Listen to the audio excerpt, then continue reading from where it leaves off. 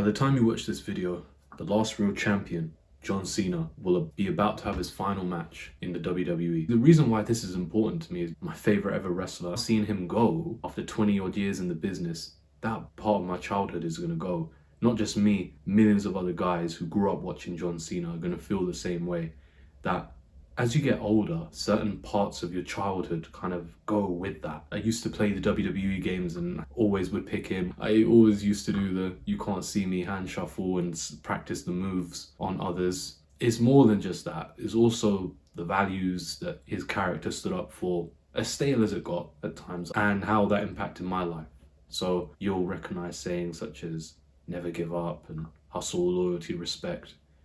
As cringe as it sounds and as basic as it is, it really does come through in day-to-day life. You should never give up on what you want to do and following your skills, following what you like doing. And you should also work hard, be loyal, and have respect for yourself and have respect for others. I stayed up to watch WrestleMania this year in the early hours of the morning, watching him win and lift that record 17th WWE title. It really hits different now because I grew up watching him win titles throughout my childhood, and then now just seeing him win that final one, it was like, wow, okay. The closer that it gets to the end, then the harder the nostalgia hits. It's that feeling of your childhood slowly withering away, realizing you're grateful for what you experienced, but you'll never get it back.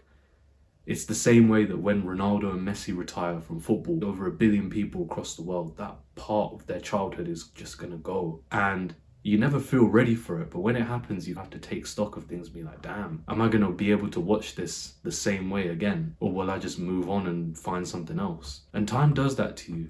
Time moves on and it waits for no one. So you have to be willing to embrace that and get ready for that change. I think a lot of people try and capture that lightning in a bottle moment one more time when they get to that age. And some people know when to quit and they bow out gracefully. And the other important thing that I wanted to relate this story back to is there's also a wider lesson to be had here in this story, which is that in your 20s, you should definitely try different experiences and try and find what you're good at and build your career around your skills and your interests. But outside of that, you should also know when to quit and when to move on and when a chapter of your life is done. You don't have to wait until your 30s or your 40s to start leaving things and embracing new things. And I think the powerful thing about this story is that he's ending on his terms and his conditions. And in life, we don't often get that luxury of being able to leave things when we want, how we. It rarely happens in life. But the thing is, most guys cling on to things that they should have ditched a long time ago.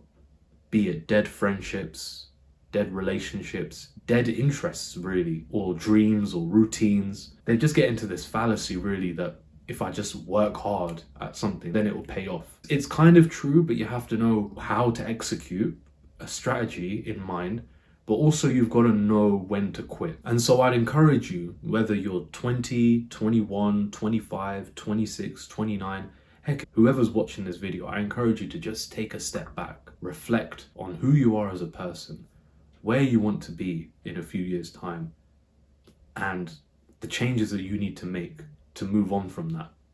Because sometimes you need to evolve and shed away some of that dead skin in order to move on and become a better you. Let me know in the comments if you've had to make any tough decisions in your 20s and any similar experiences. Peace out.